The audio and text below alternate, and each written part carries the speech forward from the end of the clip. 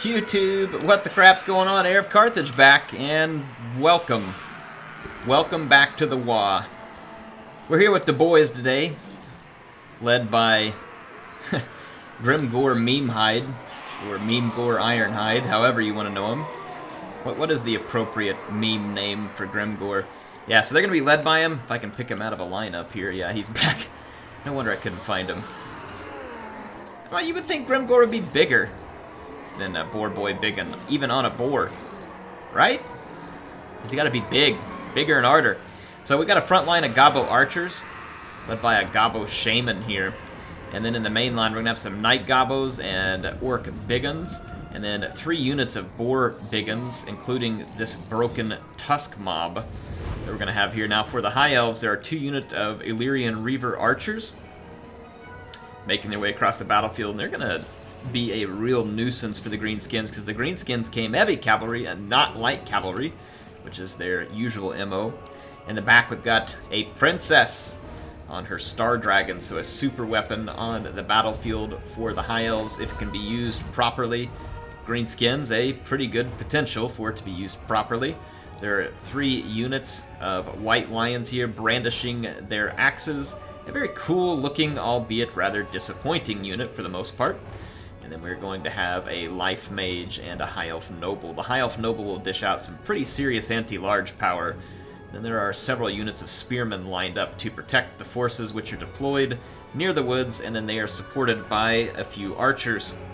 So you can see a couple units of them kind of interspersed throughout. So here's some archers, there's some archers, everywhere there's some archers. And then on the far flank here, there are Illyrian Reavers hidden in the woods.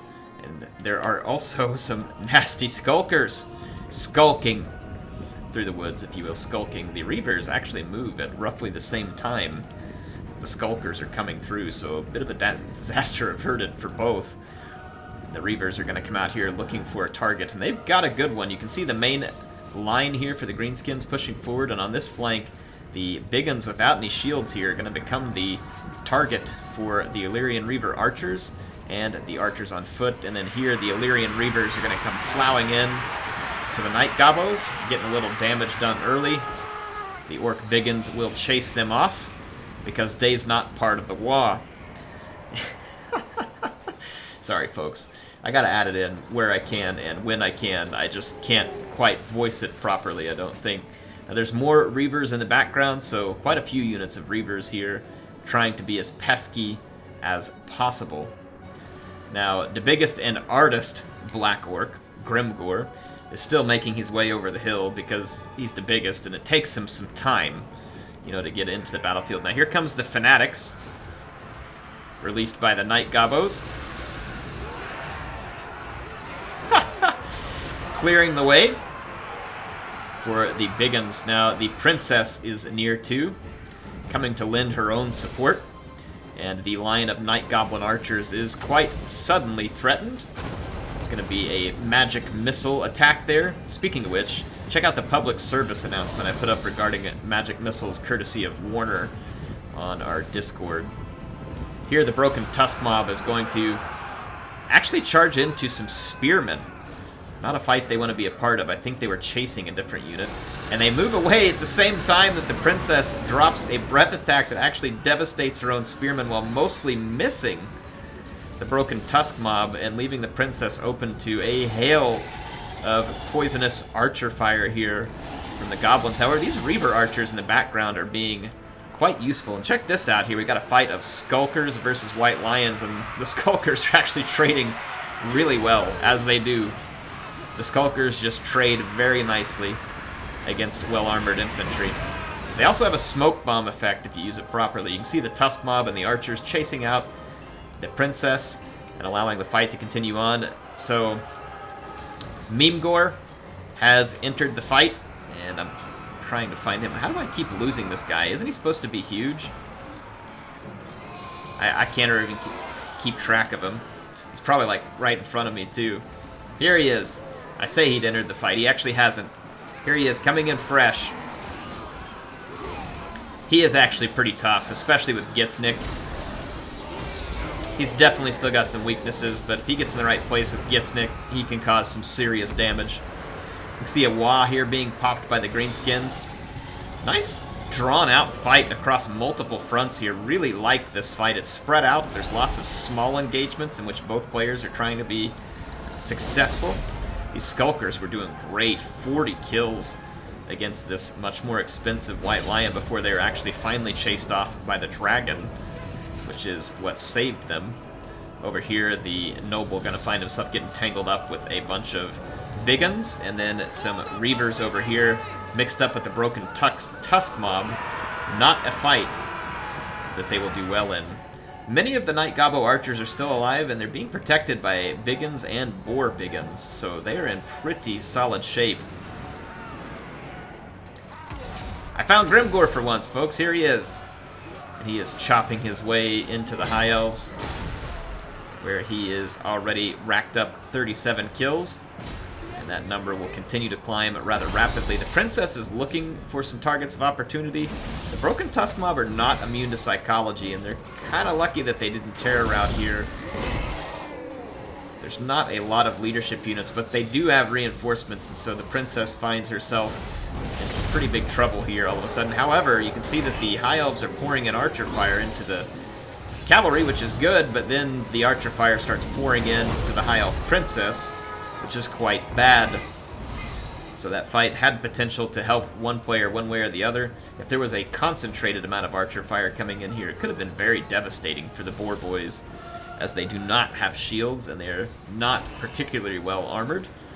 And so this could have been a nice focus fire, but instead the Star Dragon, being the rather large target, takes a whole bunch of poisonous arrows, but is still able to get back into the skies in a pretty short order. You can see a misfire here off the magic missiles on the Gobbo Shaman. He actually falls down and doesn't even fire. That sucks when that happens. CA, please. You know what that is, CA?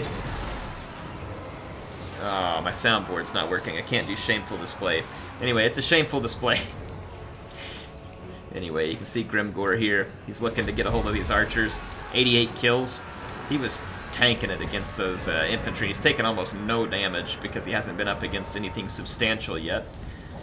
Back here, the Princess has a chance to terror route all these archers as they were blobbed up. Got to be very careful about the positioning of your archers against a unit like this. You really want to spread out so that they can't contain all of your units with a single charge like they've done here.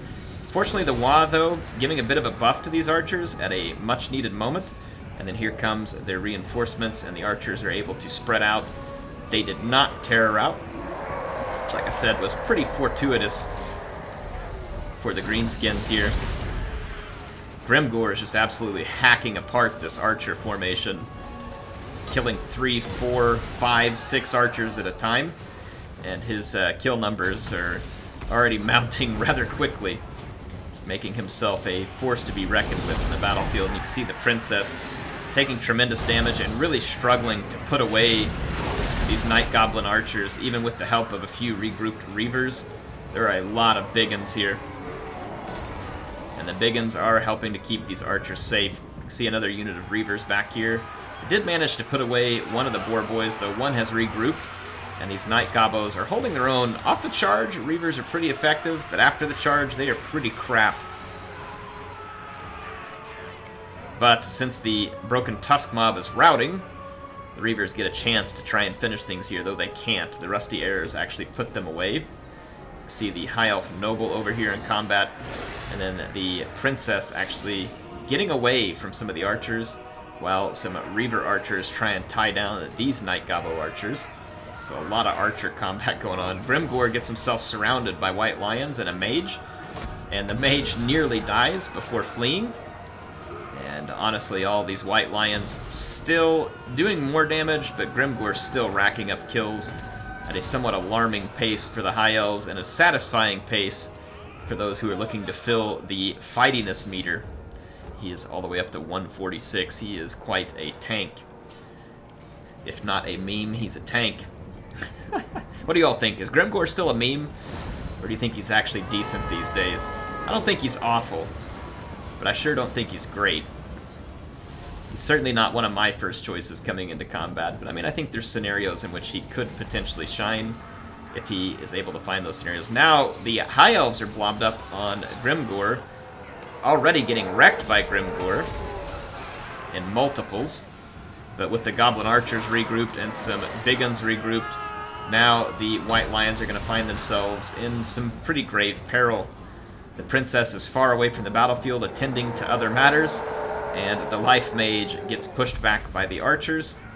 Grimgor now rocking 167 kills. There is a pretty healthy unit of White Lions here, and still the Dragon to be dealt with. But with the number of Greenskin Archers left, and their support by Biggins, they're going to be hard to deal with, while Grimgor continues to chip away at what's left of the High Elf army. He has been quite effective in what he's done today.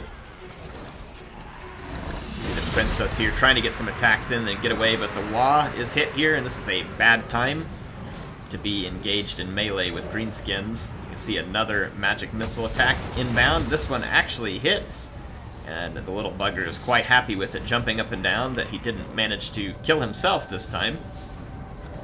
You can see the Princess here near routing, with only 1,800 hit points left. Grimgor still hacking his way through the White Lions. They're starting to put some damage up on him now, but he has almost 200 kills at this point, and is doing rather well for himself. The High Elf Noble has engaged over here, but then has become surrounded by Biggins, and he is going to be taking some pretty significant damage here because of their high weapon strength and a bonus versus large. They may not be particularly good against armor, but they will get some damage done. Now, the little Wa, after all of his work, gets surrounded by White Lions here, but those lions are pushed out by the nearby archer, and the Night Gobbo Shaman held his own. Speaking of holding his own, let's make it an even 206. Grimgor just not stopping, decapitating one High Elf after the other, and look, another misfire from the Shaman. Looks like he's not able to get the missile attack, and then the Dragon landing in a desperate attempt to finish off the Wa, but Grimgor finishes off the High Elves and is now headed for the Princess, who's also under considerable archer fire. And the Princess is in serious trouble at this point. Grimgor's big axe certainly capable of cutting through a dragon. There are some White Lions that came back from routing. You can actually are about to come back from routing. You see him here in the background. And then the High Elf Mage is able to get into the back of the archers, but it's too late. The Princess falls, the Noble routs, and there's really no significant hope left. It's a victory for the Greenskins. Certainly appreciate this one being submitted by Pertani and Dutch Skink, a couple of members of the community. These guys are awesome. They're part of the Discord. I love having them there. I've had lots of fun battles with these guys myself. If you want to be having fun battles with people like this, you should join the Discord. People are doing it every day. We're getting a bunch of people every day, and the next person should be you if you haven't. Just ask anybody in the chat who's a member of it, or jump over in there. We've got threads for Warhammer 2. We've got threads for Rome 2, even though I don't play it a ton anymore. We've got threads for other games, and if you all feel like we need more threads where you can find people to play with, we can start them. All kinds of cool stuff. Coupons and gift sharing. So if you have gifts, you can always check in there, see if people are giving away discounts and stuff that they can't use. You should be here. Please join us in the Discord. We'd love to have you there. So link is in the description. And in this battle here, I think MVP, Grimgor. Look at that, 211 kills. Still have half of his health. Interesting army composition from Dutch Skink. Not one that I would have considered, but it played out well for him here. He's got a lot of anti-large control between Grimgor, which is not specifically anti-large, but a lot of speed and anti-large capability here. Boarboy Biggins, a little bit shaky in the leadership department. They deliver a wallop for the cost, though. They trade pretty efficiently with most cavalry out there because of the armor-piercing damage they deal, and they deal a lot of damage off the charge. Now, Nasty Skulker's just a great flanking unit. And up against something like White Lions, these guys will get their money's worth. They may not win the fight, but they'll get their money's worth. And then Orc Biggin's an interesting one because they should hack through Spearmen pretty efficiently because of their high damage. But at the same time, good against large things that they might be getting attacked with from the High Elves, like dragons or cavalry. Chariots would probably still run over these guys, but, still better to have a bonus versus large than none. And then lots of poison archers here too. Don't want to underestimate these goblin archers. Not particularly strong on their own, but when combined with something like the Rusty Arrows, they are pretty effective.